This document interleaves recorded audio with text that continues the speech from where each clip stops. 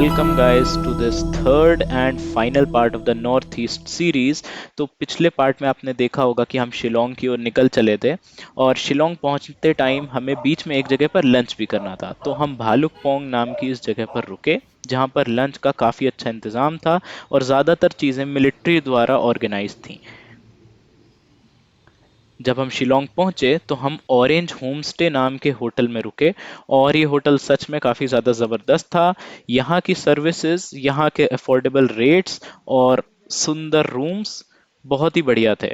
और सबसे बेहतर चीज़ कि ये मेन मार्केट की किचर किचर से काफ़ी दूर बसा हुआ था। तो आपको गाड़ी ले जाने में या पार्क करने में कोई बहुत ज़्यादा दिक्कत का सामना नहीं करना पड़ेगा। खाना भी काफ़ी अच्छा था यहाँ का। अगले दिन सुबह होते ही हम निकले शिलोंग के हाईएस्ट पॉइंट को देखने के लिए और निकलते ही हमें ये समझ आ गया कि मेघालय को मेघालय क्यों कहा जाता है। चारों ओर सिर्फ और सिर्फ बादल ही दिख रहे हैं और आप जिस तरफ मर्जी देख लें आपको बादल ही बादल दिखाई देंगे और मन भर आएगा। जब हम फाइनली उस पॉइंट पर पहुंचे जिसका नाम कैनियन व्यू था तो हमने देखा वहां पर भी बादल ही भरे हुए हैं। और जब मौसम साफ होता है तो यहाँ से आपको बहुत ही बढ़िया कैनियंस दिखाई देते हैं जो एक बहुत बढ़िया व्यू प्रोवाइड करते हैं। बट हमारी किस्मत में वो नहीं था और हमने काफ़ी देर इंतज़ार भी किया कि बादल शायद छंटे और हमें सामने के पहाड़ दिखाई दें, लेकिन बादल तो मानिए जाने का नाम नहीं ले रहे थे। खैर वहाँ काफ़ी सारी अलग अलग एक्टिविटीज़ हो रही थी, जैसे घुड़सवारी हो रही थी, तरह तरह के खाने पीने के स्टॉल्स थे जैसे स्वीट कॉर्न, मोमो। तो हमने वो सब खाए, उनका आनंद लिया और आगे की ओर निकल पड़े। नेक्स्ट पॉइंट जाने के लिए हमारे पास ऑप्शन था कि या तो हम टी गार्डन चले जाएं या तो एयरफोर्स म्यूजियम चले जाएं। तो हमने डिसाइड किया कि हम एयरफोर्स म्यूजियम जाएंगे। एयरफोर्स म्यूजियम जाने के बाद एक अलग ही ऑरा मेंटेन हो गया वहाँ पर। वहाँ पर एयरफोर्स के पुराने यूज़ किए हुए जहाज़, वेपन्स, फोटोग्राफ्स तरह तरह की और अलग अलग मिलिट्री के बैजेस लगे हुए थे जिसे देखकर एक अलग ही गर्व महसूस होता है। 1971 के भारत पाकिस्तान युद्ध की भी काफ़ी सारी मेमोरेबिलिया वहाँ पर मौजूद थी और बहुत बड़ी बड़ी रैंक वाले हमारे देश के पुराने ऑफिसर्स की पोर्ट्रेट्स भी लगी हुई थी। ये म्यूज़ियम अपने आप में एक बहुत बड़ा म्यूज़ियम था जहाँ पर तरह तरह की कैटेगरी की चीज़ें थी, जिसमें असली वॉर से रिलेटेड आइटम्स और साथ ही साथ उनके रेप्लिकास जैसे छोटे मॉडल्स भी मौजूद थे। यहाँ पर आप फोटोग्राफी ज़रूर कर सकते हैं लेकिन किसी भी चीज़ को छूना सख्त मना है।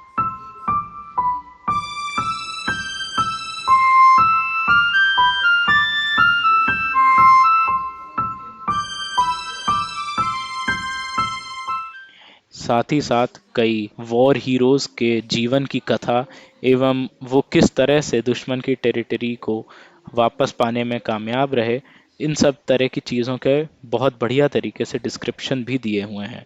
साथ के साथ काफ़ी सारे मेडल्स भी लगे हुए हैं जिसमें कई अपने देश के हैं और काफ़ी सारे पाकिस्तान के सोल्जर्स के कैप्चर किए हुए मेडल्स भी हैं। के गाने के पीछे पड़ गया लग रहा है म्यूजिक यार। ठीक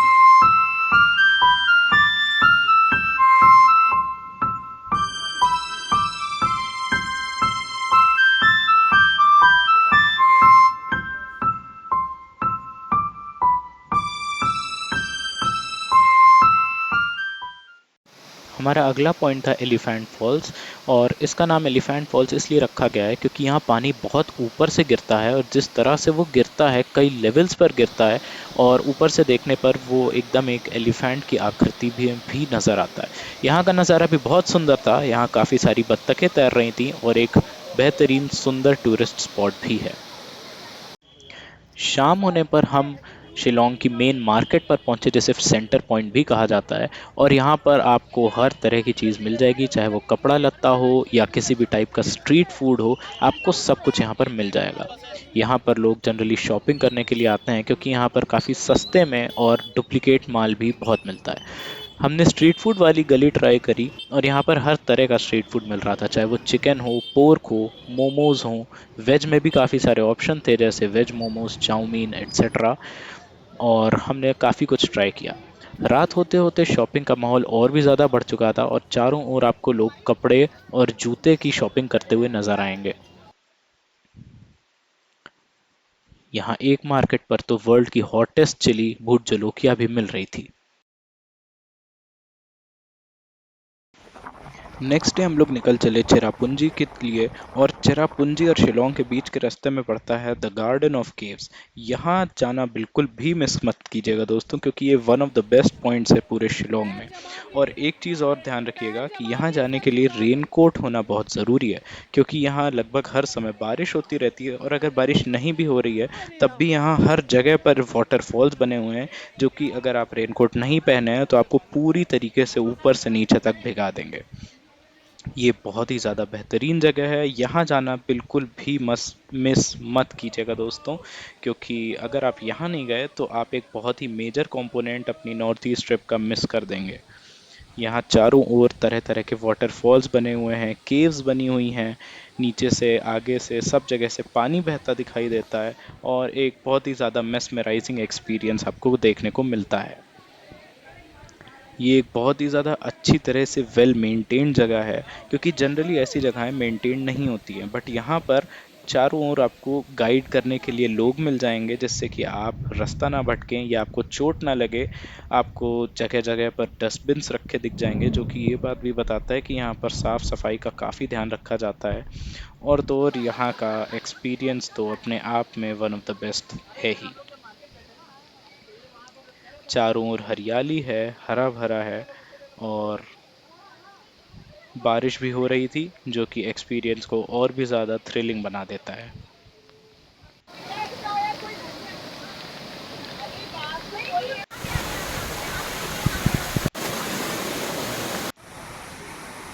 आप देख सकते हैं किस तरह से जगह जगह पर कितने सारे छोटे छोटे झरने बने हुए हैं। और यहाँ पर 7 से 8 पॉइंट्स हैं जहाँ पर आप जा सकते हैं, फ़ोटो खिंचा सकते हैं और उनका मज़ा ले सकते हैं।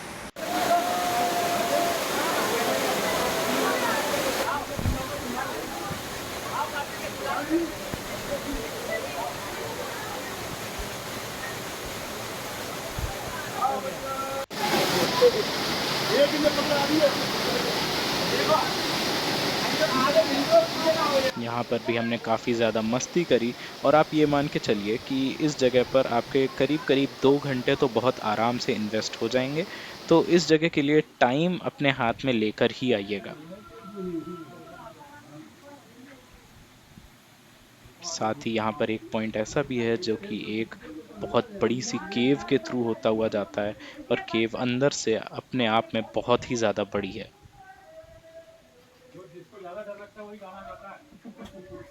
अरे मेरे पीछे से आ रहा है ना। बारिश के मौसम में कई बार यहाँ की सीढ़ियाँ काफ़ी स्लिपरी हो जाती हैं, तो अगर आप स्लीपर्स अरे पहन के आराम से जा रहे चलो। हैं तो खासा ध्यान रखिएगा कि कहीं आपका पैर स्लिप ना हो जाए।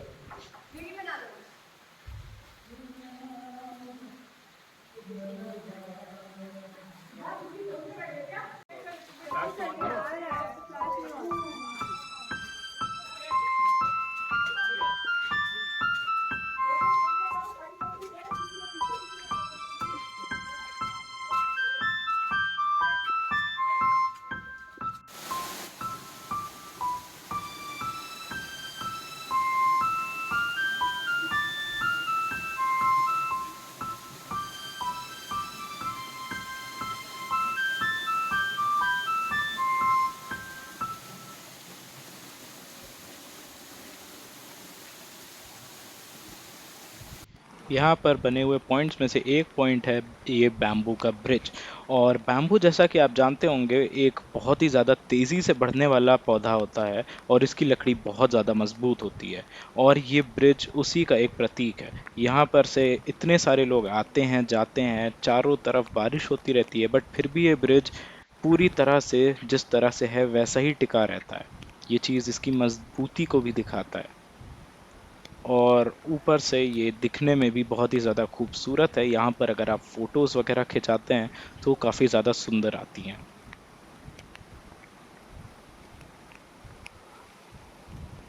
आप देख सकते हैं नीचे किस तरह से खाई दिखाई दे रही है, और आगे पीछे हर तरफ हरे भरे पौधे पेड़ हैं। और सामने ये बैम्बू का ब्रिज बना हुआ है।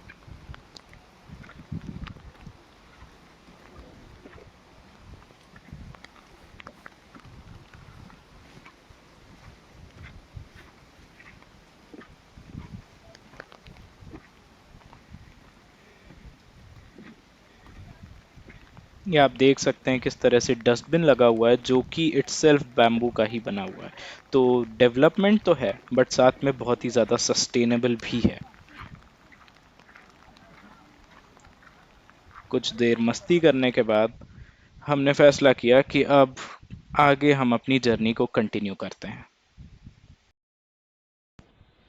हमारे कपड़े वगैरह चेंज करने के बाद हम आगे निकल चले चेरापूंजी की ओर। चेरापूंजी जिसका असली नाम सोहरा है, बट उसको नॉर्मली लोग चेरापूंजी के नाम से जानते हैं। दुनिया का सबसे ज़्यादा बारिश रिसीव करने वाली जगह थी, बट अभी कुछ साल पहले ही इससे 15 किलोमीटर दूर की एक जगह सबसे ज़्यादा बारिश वाली जगह बन चुकी है। हमने अगले दिन की अपनी जर्नी स्टार्ट करी एक कप स्ट्रॉन्ग कॉफ़ी के साथ, और चारों ओर का नज़ारा तो देखते ही बनता था। मेघालय बार बार अपने नाम का व्यक्तित्व दे रहा था क्योंकि चारों ओर आपको सिर्फ और सिर्फ बादल ही दिखाई देते हैं। साथ ही साथ हमारे रास्ते में हमें चारों ओर छोटे छोटे से वाटरफॉल दिखाई दे रहे थे, क्योंकि हम ऐसे मौसम में ही गए थे जहाँ पर सबसे ज़्यादा वाटरफॉल्स दिखाई देते हैं। यूं आप मान लीजिए कि हर 10 से 15 सेकंड पर आपको कम से कम एक से दो छोटे छोटे वाटरफॉल कहीं ना कहीं से आते दिख ही जाएंगे, जिससे दूधिया सा पानी बहता हुआ दिखाई देता है और आंखों को बहुत ही ज़्यादा अच्छा लगता है।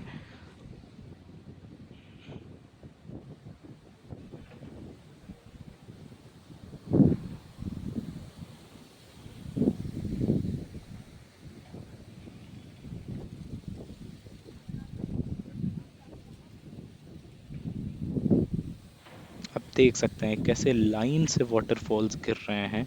ऑल्दो ये बहुत बड़े वाटरफॉल्स नहीं हैं, लेकिन फिर भी आंखों को बहुत ही ज़्यादा सुकून मिलता है। हम पहुंचे हमारी मेन डेस्टिनेशन पर, जो कि इंडिया का हाइट के मामले में सेवेंथ हाईएस्ट वाटरफॉल है। जी हाँ, सेवेंथ हाईएस्ट, और आपको इसका टॉप दिखाई भी नहीं देगा क्योंकि वो पूरी तरह से बादलों से ढका हुआ है। तो आप ये समझिए कि जितना एरिया आपको दिखाई दे रहा है, इससे भी काफ़ी ऊपर से वाटरफॉल आ रहा था। यहाँ पर बारिश होने लगी जिसकी वजह से गाड़ियाँ रास्ते से हट गईं, और फिर हमने काफ़ी सारी मौज मस्ती भी की। बादलों के कुछ टाइम बाद छटने के बाद हमें दिखाई दिया कि ये वाटरफॉल असल में लगभग 2 गुनी ऊंचाई से नीचे आ रहा है, जहाँ पर हमने फिर बाद में काफ़ी सारी फ़ोटोज़ खिंचाई और फिर आगे की ओर बढ़े। आगे हमने जाकर किया लंच, जिसमें हमने खाए बहुत ही ज़्यादा टेस्टी मोमोज़, और फिर हम गए सेवन सिस्टर्स वाटरफॉल पर, जो कि one of the most important points है। आपको ये वीडियो देखकर लगेगा कि ये वीडियो स्लोमो में बनाई गई है, मगर ये एक्चुअल स्पीड में बनाई गई वीडियो है। और आप देख सकते हैं इसका नाम सेवन सिस्टर्स वाटरफॉल इसीलिए है क्योंकि ये एक बड़ा वाटरफॉल है जो कि नीचे आते आते 7 अलग अलग धाराओं में बट जाता है। साथ ही साथ चारों ओर बादल हैं जो कि अपनी जगह पर जैसे बिल्कुल स्थिर होकर रखे हुए हैं। और आप देख सकते हैं कितना ज़्यादा सुंदर नज़ारा आपको दिखाई दे रहा है। ऐसा लग रहा है वीडियो स्लो मोशन में बनाई गई है, मगर ये प्रकृति की देन है।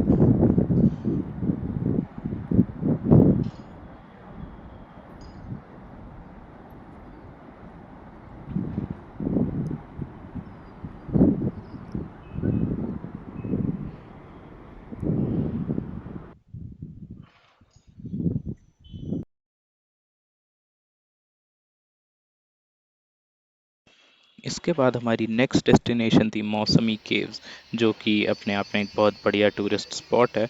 और बेसिकली यहाँ पर केव्स हैं। यहाँ पर अगर आप जा रहे हैं तो ये चीज़ मेक श्योर करके जाइए कि आपने जो कपड़े पहने हुए हैं वो बहुत ज़्यादा लंबे नहीं हैं, क्योंकि यहाँ पर पानी भरा रहता है और चारों ओर पानी रिसता भी रहता है। और कोशिश करिए कि आप जूते ना पहन के जाएं, क्योंकि अगर आप जूते पहन के जा रहे हैं तो आपके जूते पूरी तरह से पानी में भीग जाएंगे, क्योंकि केव्स के अंदर कम से कम आपके घुटने की आधी ऊंचाई तक का पानी भरा रहता है। हमने केव के अंदर घुसना तो स्टार्ट किया, लेकिन जैसे जैसे हम अंदर घुसने लगे, अंदर काफ़ी ज़्यादा अजीब सी स्मेल आ रही थी, जो कि शायद से चमगादड़ों के होने की वजह से थी। और तो और, जिन लोगों को क्लास्ट्रोफोबिया होता है उनके लिए ये केव मैं सजेस्ट नहीं करूँगा, क्योंकि जैसे हम आगे बढ़ रहे थे रास्ता और ज़्यादा धीरे धीरे पतला होता जा रहा था। और एक पॉइंट ऐसा आ गया था जहाँ से हमने वापस लौटने का फैसला कर दिया, क्योंकि अगर हम वहाँ पे अंदर घुस जाते तो शायद वहाँ से वापस आना मुश्किल हो जाता। और थोड़ी सी हम लोगों को घुटन की भी प्रॉब्लम है, इसलिए हमने कोशिश किया कि आगे नहीं जाते हैं। बाकी आप चारों ओर देख सकते हैं किस तरह से चूने की अलग अलग तरह की बनावटें बनी हुई हैं जो कि पूरी तरह से प्राकृतिक हैं और कई सौ सालों के बाद धीरे धीरे पानी के रिसने के कारण बनी है।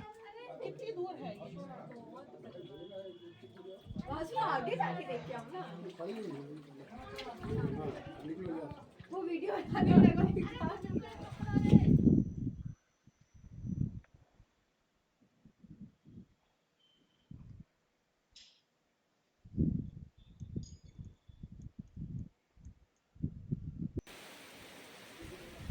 अगले दिन हमें निकलना था काफ़ी पहले, लेकिन इतनी ज़ोरों की बारिश हो रही थी कि हमें निकलने में काफ़ी ज़्यादा देरी हो गई। खैर, उसके बावजूद जैसे ही बारिश रुकी हमने निकलने की सोची और हम आगे की तरफ बढ़ना स्टार्ट कर दिए।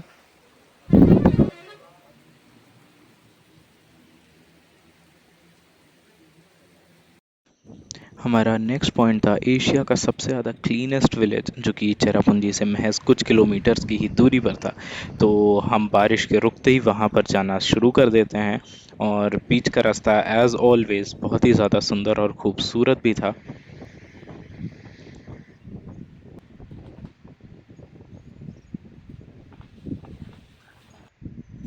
इस विलेज को लगातार कई सालों से एशियाज़ क्लीनेस्ट विलेज का खिताब मिल रहा है और इसका नाम आप देख सकते हैं मॉलिंग न्योंग है। सॉरी इफ़ प्रोनाउंसिएशन थोड़ा गलत हो सकता है।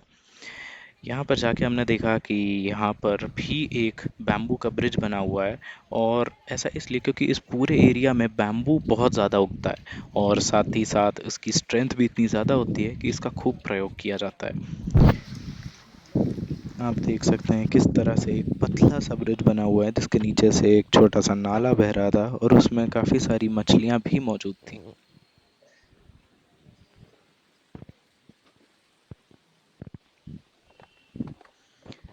विलेज अपने आप में कुछ बहुत ज़्यादा साफ था। यहाँ पर आपको एक कतरा भी गंदगी का नहीं दिखेगा। प्लस चारों ओर आपको लोग साफ सफाई के कुछ ना कुछ काम करते हुए दिख ही जाएंगे। कोई झाड़ू लगा रहा होगा तो कोई पेंटिंग कर रहा होगा, लेकिन हर कोई साफ सफाई का बहुत ज़्यादा ख्याल रखा हुआ है।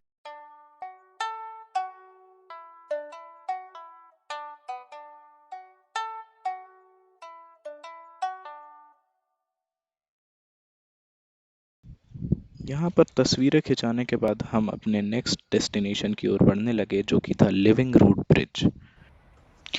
दोस्तों, लिविंग रूट ब्रिज जाने के लिए आपको काफ़ी ज़्यादा चलना पड़ता है। यहाँ जाने के लिए आपको पहले करीब 200 सीढ़ियाँ उतरनी पड़ती हैं और उसके बाद काफ़ी सारा ऊबड़-खाबड़ रास्ता है जो कि आपको ऑन फुट पार करना पड़ेगा। साथ ही यहाँ क्योंकि हर समय बारिश भी होती रहती है तो रास्ता काफ़ी ज़्यादा स्लिपरी भी था। तो ये चीज़ साफ़ करके जाइएगा कि आप जो फुटवियर पहने हैं वो कहीं भी स्लिप ना होता हो, वरना आपको इंजरी होने की चांसेस रहती हैं। रास्ता काफ़ी लंबा तो ज़रूर था, बट रास्ते में काफ़ी सारे पॉइंट्स बने हुए थे जहाँ पर आप छोटा मोटा स्नैक जैसे कि पाइनएप्पल या कोई और तरह का फल जैसे केला वगैरह लेकर खा सकते थे। जब हम वहाँ पर पहुँचे तो वहाँ का नज़ारा बहुत ही ज़्यादा खूबसूरत था और लिविंग रूट ब्रिज का नाम लिविंग रूट ब्रिज इसलिए है क्योंकि ये ब्रिज जिन जड़ों से बनाया गया है, बैनियन ट्री की जो जड़ें हैं वो अभी भी ज़िंदा हैं। उनको काट करके ब्रिज नहीं बनाया गया है, बल्कि ज़िंदा पेड़ की जड़ों से ये ब्रिज तैयार किया गया है। इसका मतलब ये जड़ें अभी भी ज़िंदा हैं और हर दिन के साथ बढ़ रही हैं। ये आप देख सकते हैं कुछ इस तरह का है लिविंग रूट ब्रिज। चारों ओर आपको जड़ें दिख जाएंगी और बीच में रास्ता जिसके थ्रू आप नदी को एक पार से दूसरे पार जा सकते हैं।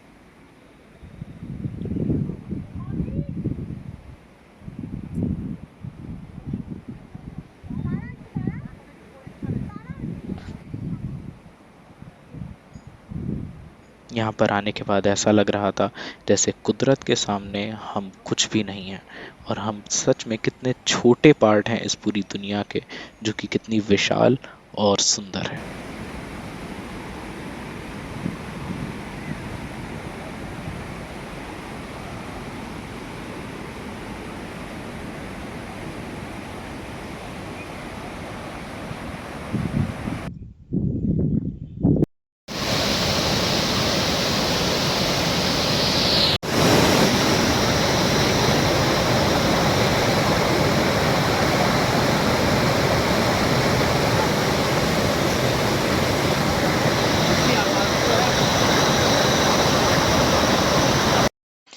आगे हमने थोड़ी भेलपुरी खाई, वहाँ का लोकल बनाना खाया और यहाँ पर काफ़ी सारे छोटे छोटे स्नेल्स को भी देखा।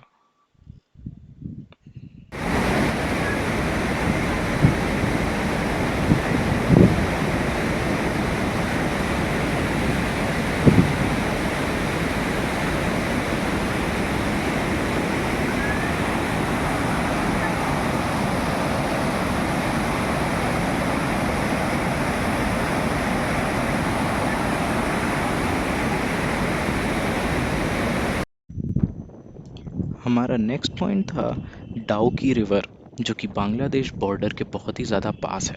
और ये रिवर आधा इंडिया में रहता है और आधा बांग्लादेश में रहता है। इसी वजह से आप देख सकते हैं हमें जस्ट बगल में बांग्लादेश का बॉर्डर पूरे टाइम हमारे साथ साथ चल रहा था। डाउकी रिवर एशिया का सबसे ज़्यादा क्लीनेस्ट रिवर माना जाता है और नॉर्मल दिनों पर ये इतना ज़्यादा साफ़ होता है कि आप इसका तल भी देख सकते हैं नॉर्मल डे लाइट पर। हालांकि हम जिस मौसम में जा रहे थे, हमें ऐसा होने की उम्मीद काफ़ी कम ही लग रही थी, क्योंकि हर समय बारिश हो रही थी और बारिश होने के कारण रिवर में बहुत ज़्यादा मटमैलापन हो जाता है, जिसकी वजह से रिवर काफ़ी गंदा दिखने लगता है।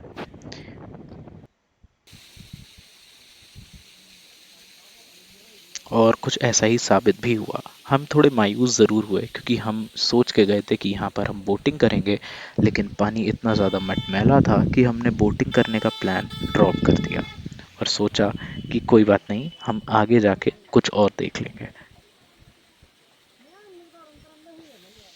यहाँ के लोकल्स ने बताया कि इस समय पर रिवर ऐसा ही रहता है, बट अगर आप नवंबर के अराउंड आते हैं तो रिवर इतना ज़्यादा साफ़ रहता है कि आपको पूरा रिवर नीला दिखाई देता है और नीचे एकदम अंत तक आपको रिवर का बॉटम भी दिखाई देगा।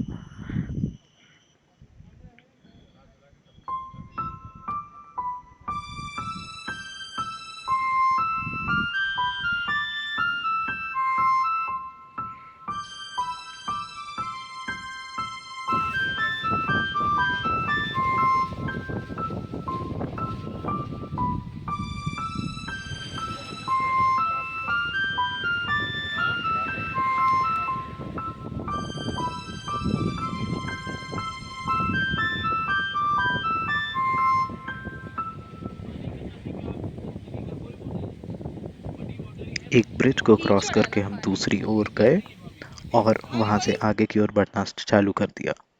हम थोड़ी ही दूर आगे बढ़े थे कि एक ज़बरदस्त नज़ारे ने हमें वहीं रोक दिया।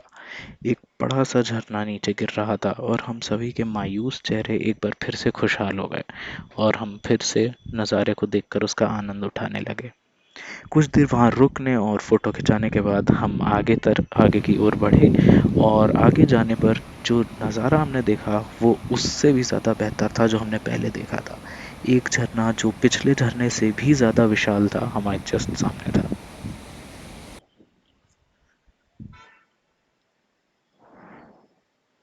यहाँ पर भी हमने काफ़ी सारी फ़ोटोज़ वगैरह खिंचाई और आगे बढ़े। हमारा फाइनल पॉइंट था बांग्लादेश का बॉर्डर। जैसा कि आप देख सकते हैं, ये एक फ्रेंडली बॉर्डर हुआ करता था। हालांकि आज की सिचुएशन में ऐसा शायद ना हो, लेकिन जिस टाइम हम गए थे ये फ्रेंडली बॉर्डर था, जिसके कारण हम एकदम बॉर्डर के बगल तक जाने के लिए परमिशन हमें मिल जाती है। और आप देख सकते हैं ये जो गेट है जिसमें कि ऑरेंज वाइट और ग्रीन कलर्स हैं, वो भारत का गेट है। और दूसरी ओर जो गेट है जिस पर हरे रंग से कुछ लिखा हुआ है, वो बांग्लादेश का गेट है।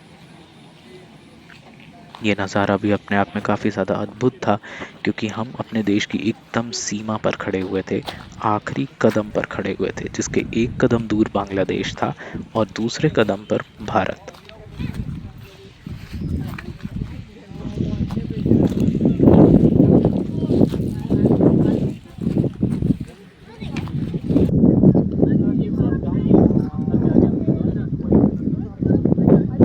ये हमारा दूसरा बॉर्डर था जो हमने इस ट्रिप में तय किया। पहला जो चीन का बॉर्डर था, जो कि आप second part of the video में देख सकते हैं, और दूसरा ये बॉर्डर जो कि भारत और बांग्लादेश का बॉर्डर है।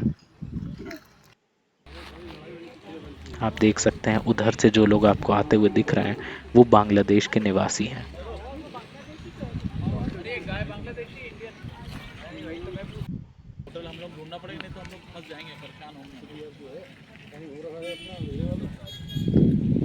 यहाँ पर सोल्जर्स के साथ कुछ फोटोज़ खिंचाने के बाद हमने देखा कि हमारे फ़ोन में फिर से टाइम ज़ोन्स चेंज हो चुकी हैं। कुछ का फ़ोन बांग्लादेश का टाइम पकड़ रहा था और कुछ का फ़ोन भारत का।